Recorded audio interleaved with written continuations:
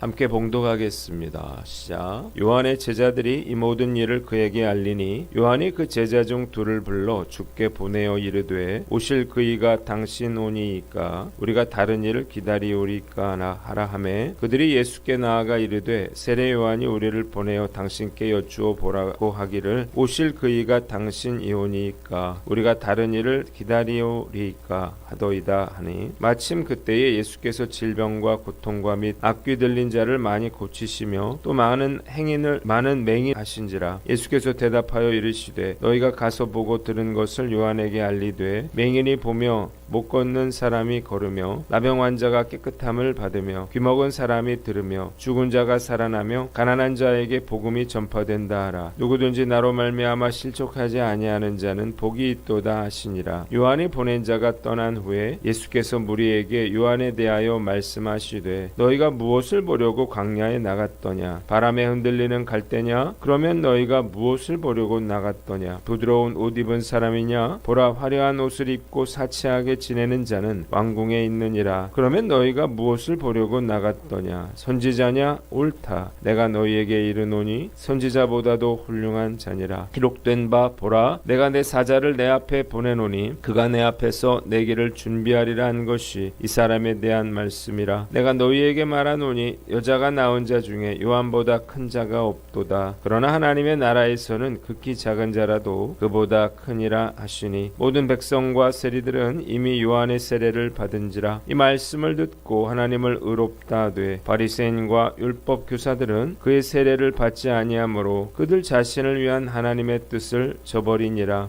또 이르시되 이 세대의 사람을 무엇으로 비유할까? 무엇과 같은가? 비유하건대 아이들이 장터에 앉아 서로 불러 이르되 우리가 너희를 향하여 피리를 불어도 너희가 춤추지 않고 우리가 곡하여도 너희가 울지 아니하였담과 같도다. 세례 요한이 와서 떡도 먹지 아니하며 포도주도 마시지 아니하며 너희 말이 귀신이 들렸다 하더니 인자는 와서 먹고 마시매 너희 말이 보라 먹기를 탐하고 포도주를 즐기는 사람이요 세리와 죄인의 친구로다 하니 지혜는 자기의 모든 자녀로 인하여 옳다함을 얻느니라. 아멘. 오늘은 누가복음 7장 말씀을 가지고 세례 요한의 질문에 답하시다 라고 하는 제목으로 묵상 나눔하도록 하겠습니다. 먼저 첫 번째 18절로 23절 말씀인데 세례 요한의 질문과 예수의 답변에 대해서 생각해 봅니다. 세례 요한은 분봉왕 헤롯이 그 동생의 아내를 취한 일과 그의 모든 악을 백일하에 드러내놓고 단호하게 책망할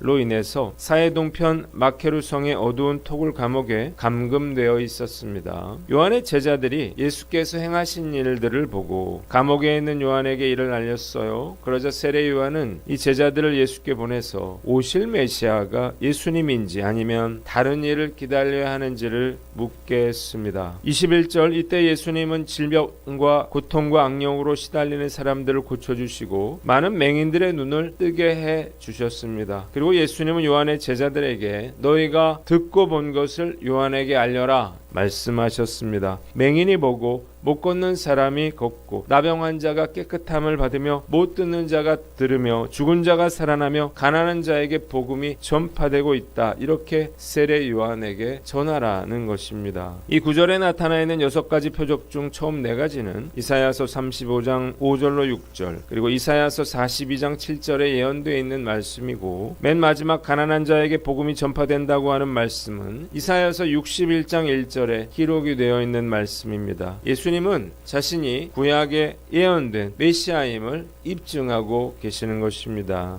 본문이 우리에게 주는 교훈이 있는데 작은 예수로서의 사명을 감당하라는 것입니다. 예수님은 자신이 구약에 예언된 메시아 말이 아니라 능력으로 증명하심으로 세례 요한에게 자신이 바로 그 메시아며 다른 일을 기다릴 필요가 없다는 사실을 알려주셨습니다. 예수님은 모든 민족과 열방을 고통과 죽음으로부터 해방하시고 구원하실 유일한 메시아라고 하는 사실을 깨달으시기를 바랍니다. 이런 이야기가 있어요. 한 여인이 세상에서 일어나는 온갖 전쟁과 가난으로 고통받는 사람들을 보면서 신에게 이렇게 항의했습니다. 왜 당신은 이 사람들을 위해서 아무것도 하지 않는 건가요? 그러자 신이 그녀에게 말했습니다. 그래서 내가 너를 보내지 않았는가?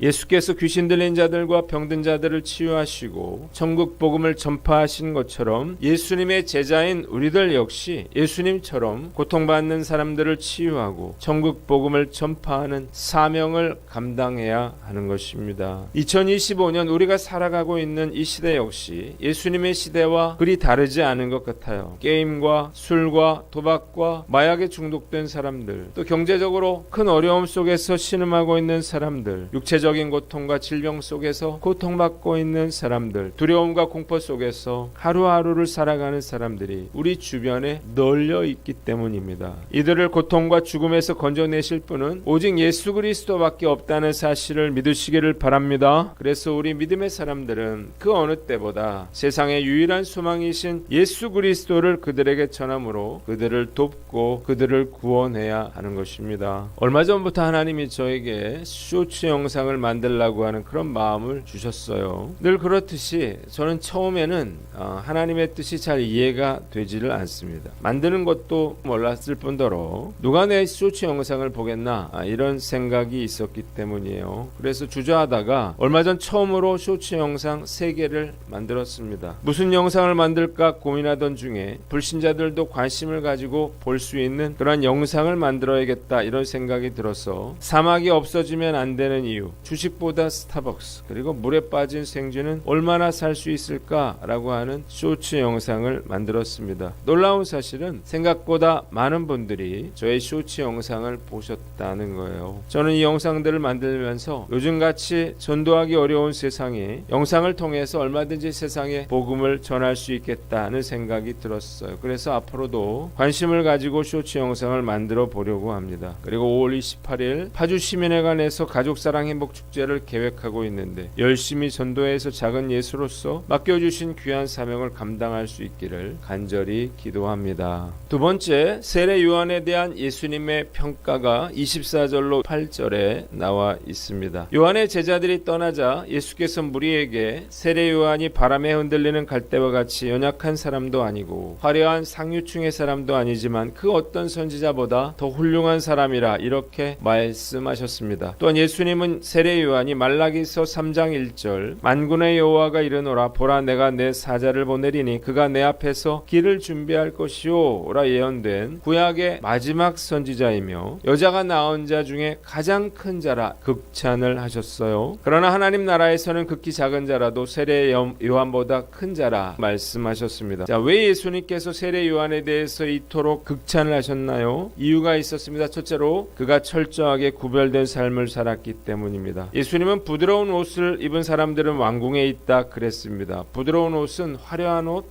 또 질이 좋은 옷을 말하죠. 이런 옷을 입은 사람들은 어디에 있었습니까? 왕궁에 있었어요. 왕궁의 사람들은 권력에 아부하여 화려한 옷을 입고 부귀와 영화를 누리며 살았지만 세례 요한은 부드러운 옷 대신에 약대 털옷을 입고 가죽띠를 띠고 광야에서 그래서 바람에 흔들리는 갈대처럼 정치적인 권력과 재물에 마음을 빼앗기지 않고 철저하게 구별된 삶을 살 수가 있었던 것입니다.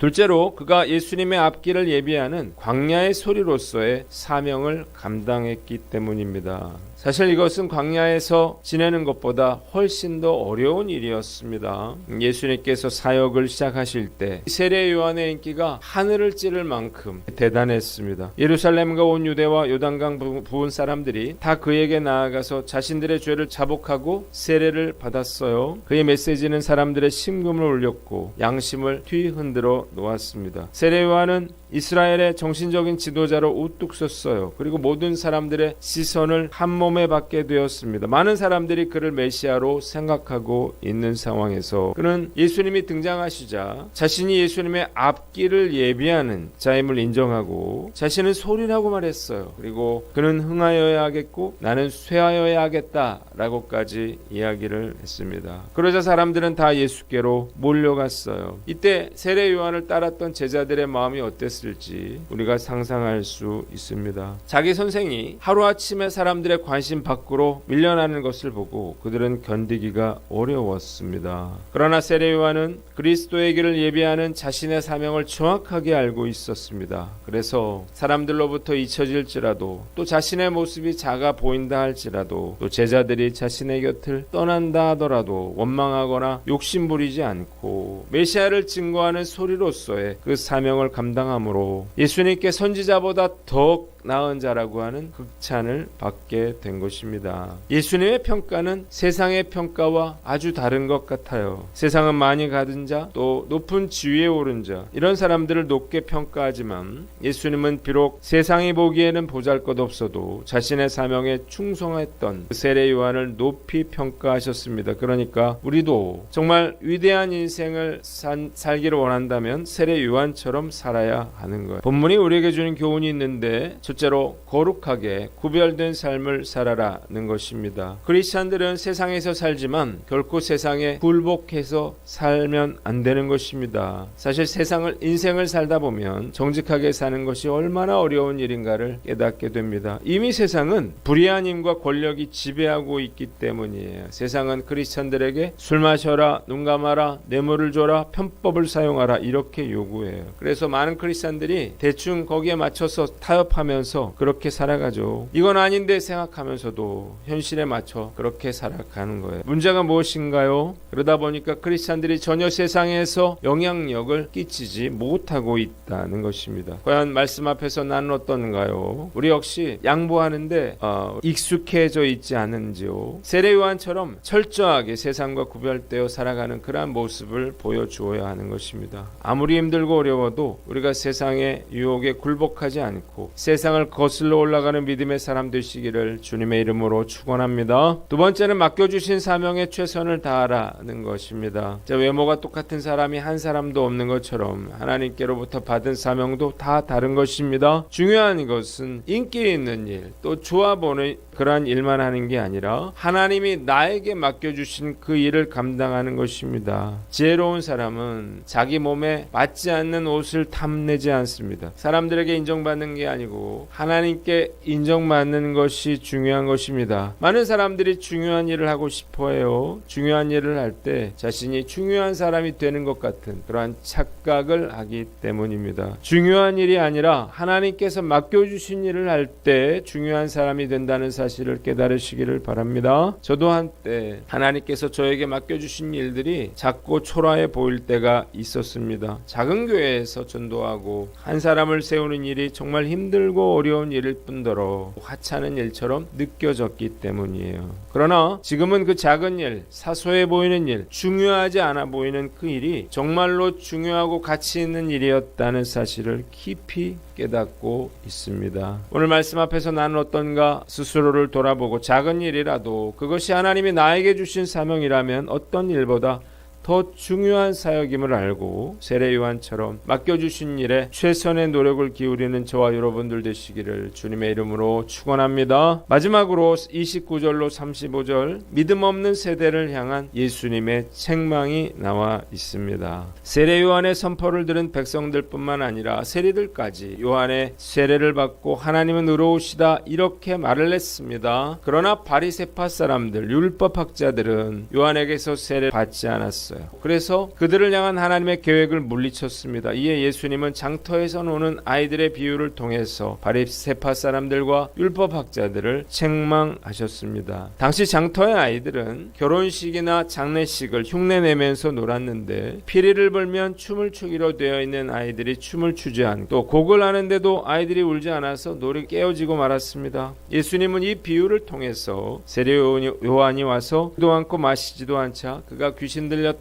하고 예수께서 오셔서 먹고 마시자 저 사람은 먹기를 탐하고 포도주를 즐기는 사람이요 세리와 죄인의 친구라 비난했던 유대인들을 책망하셨습니다. 본문이 우리에게 주는 교훈이 있는데 낙심하지 말라는 것입니다. 복음을 전하거나 우리가 사역을 감당할 때 사람들에게 배척당하고 억울한 일을 당하더라도 낙심하지 말아야 할 것입니다. 세례 요한과 예수께서 무고한 비난과 핍박을 당한 것처럼 우리 예수님의 제자들도 이렇게 얼마든지 억울한 일을 당할 수가 있기 때문입니다. 하나님의 아들 예수님께서도 이런 억울한 일을 당하실 수밖에 없었다라고 하는 사실을 기억하고 우리가 고난을 당하더라도 담대함을 잃지 말아야 합니다. 저는 교회를 개척하고 지금까지 사역을 해오면서 낙심되는 상황들을 참 많이 겪어 보았습니다. 오해도 받았고요. 억울한 일도 많이 당했습니다. 제가 가장 힘들었던 건 제가 전도하고 새가족 성경 공부를 하고 제자훈련 사역훈련을 하신 분들이 딸랑 문자 하나 남기고 그렇게 교회를 떠났을 때였어요. 저는 정말로 마음에 큰 상처를 입었고 낙심이 되고 절망이 되더라고요. 마음을 다 주었기에 고통받는 것은 당연한 일이었습니다. 그러나 하나님께서 저의 아픔을 위로해 주시고 다시 교회를 든든히 세워 주셨습니다. 사단 마귀가 원하는 건 뭘까요? 제가 낙심해서 절망해서 이 믿음의 사역들을 포기하는 것일 것입니다.